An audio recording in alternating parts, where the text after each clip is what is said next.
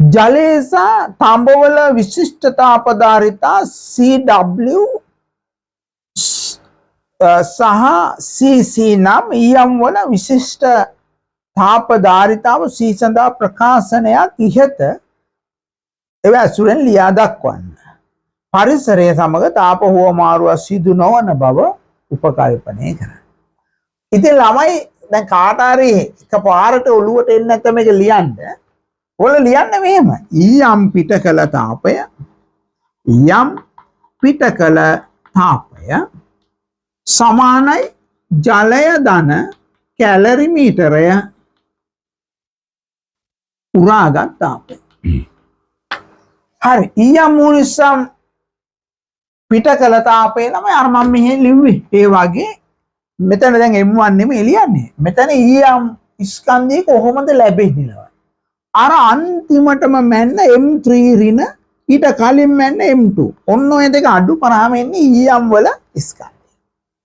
C. එතකොට උෂ්ණත්ව වෙනස ඊයම් වල ළමයි ඔයගොල්ලන්ට මතකද මේ ඊයම් මුනිසම් වල ආරම්භක උෂ්ණත්වය කියලා අපි ගත්තේ θ1. හොඳ කල්පනාවෙන් බලන්න අන්තිමටම ආවේ θ3. මොකද අන්තිමට බඳුනේ ඉන්නේ θ3 උෂ්ණත්වයට රත් වෙච්ච ඊයම්. ඒ නිසා මෙතෙන් දෙන්න ඕන ළමයි θ1 ඍණ θ3. දැන් ජලය. ළමයි මේ බඳුනේ ජලය කොච්චර තිබුණාද? අර මුලින්ම මැන්නේ ළමයි 30 කැලරි මීටර ධන මාන්තය. ඊට පස්සේ වෙන්නේ ජලයත් එක්ක. අන්න ඒකෙන් ඒ කියන්නේ M2 ගෙන් M1 අඩු කරන්න ඒක තමයි ජලයේ ස්කන්ධය. C කියන්නේ ළමයි ජලයේ විශිෂ්ටතා පදාර්ථ CW. මෙතන ජලය රත්ුනේ කොච්චරද? θ3 ඍණ θ2.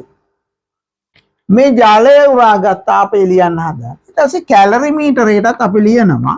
කැලරි මීටරේ විතරක් ස්කන්ධ M1 C. එතකොට තඹ කැලරි මීටරේ උෂ්ණත්වයයි ජලයේ උෂ්ණත්වය එකට වැඩි වෙච්ච නිසා මම මේ උෂ්ණත්ව වෙනස මෙතනින් ලියනවා. θ3 ඍණ θ2. C සඳහා ප්‍රකාශනයක් කිව්වහම මේ C උක්ත කරන්නත් ඕන. හරිද? එවනම් අපි C උක්ත කරොත් තමයි C සමානයි M2 ඍණ M1.